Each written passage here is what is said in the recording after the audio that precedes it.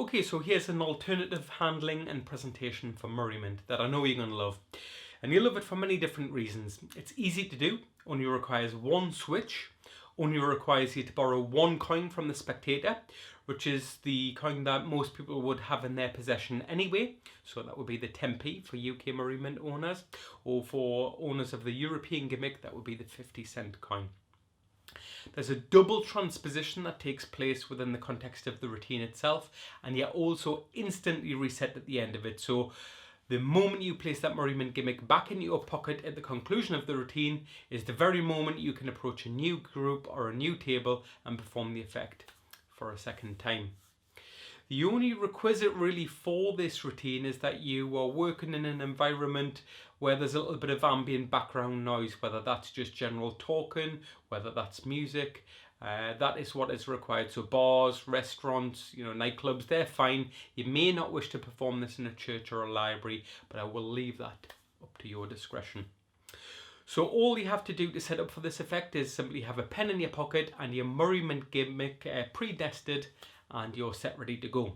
So I would approach a table, or I would approach a group and say, I need to borrow a coin. Has anybody got some loose change?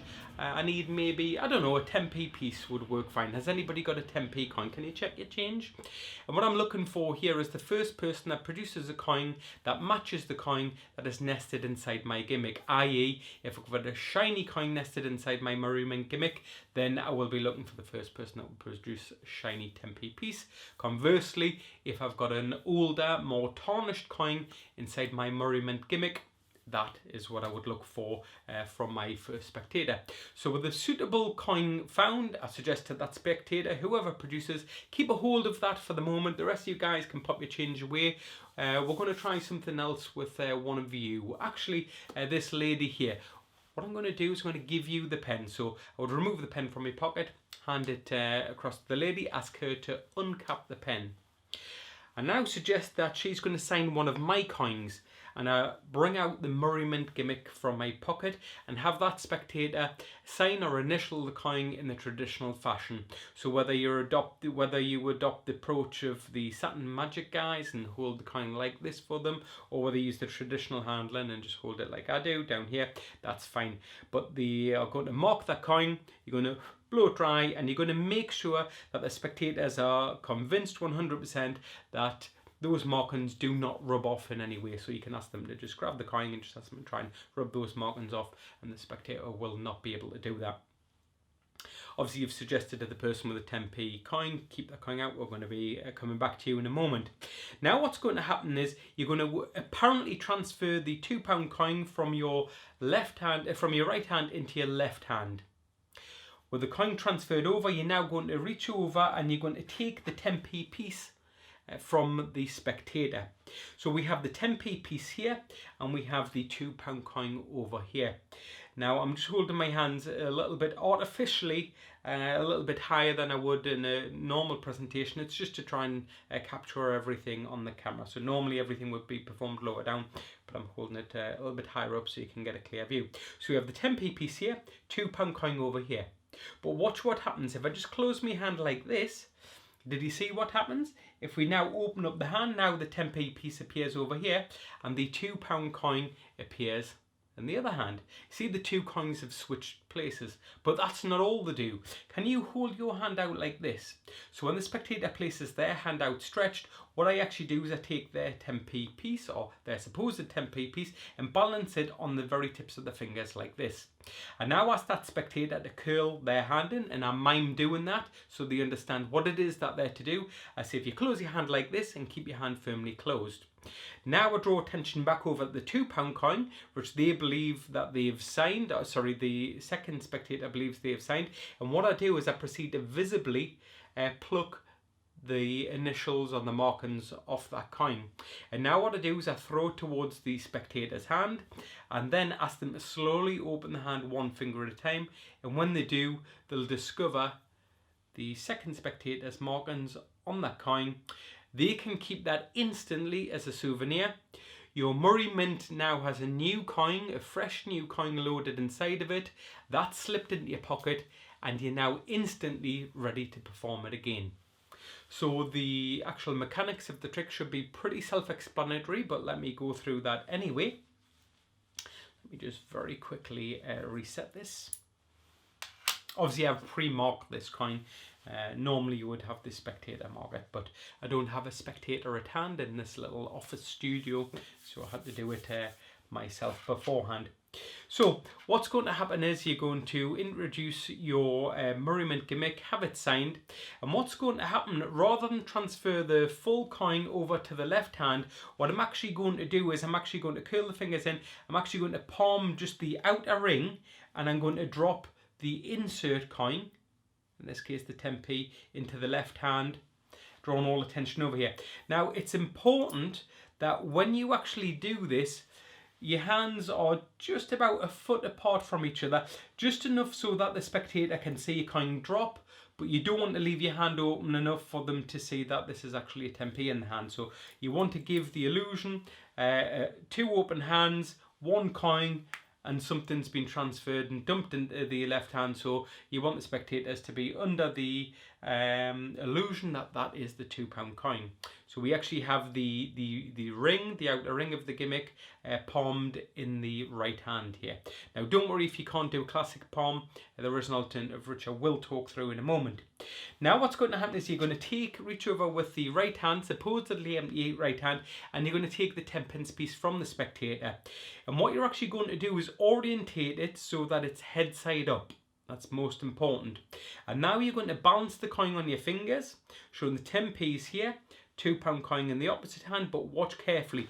Now as an exposed view, all I'm going to do is curl those two fingers in, and I'm actually just going to nest that gimmick inside.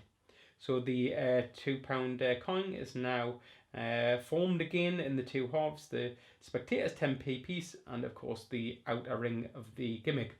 Now this is why you must perform this in a slightly noisier environment, because there is always just that chance there's going to be a little bit talking when you're nesting that gimmick inside and then letting it the two parts rest on the fingers. So at this point, you're now just going to have a little peek into your left hand. The reason why is you want to open up this hand to show the coins jumped or transposed, but you don't want to reveal the signature just yet. So if you lower your fingers and if you see the markings on the coin, then what you'll do is close your hand up again, turn your hand all the way over so your palm's facing the ceiling, and open up your fingers. This way you're now going to reveal the blank or the unsigned portion side of that coin. If on the other hand you had a little peeking and you saw the fact that there was no markings on show, you could then immediately proceed just to turn your hand outwards and actually reveal that coin. The important thing is, irrespective of how that gimmick falls into your hand, when you open up this hand, it's important that the spectators don't prematurely see that the signature or the initials have transposed at the moment. Because you want to first reveal the 10p pieces now jump to the other hand. You're now going to bring the merriment gimmick to your fingertips, but the important thing here is your thumb needs to cover where the spectator's initials or markings were moments earlier. So what's going to happen is you're going to sort of just slowly bring the gimmick to your fingertips, but place your thumb over where the initials should be. So you want it to be clear now that you're just holding two coins, the 10p in one hand and the £2 coin in the other.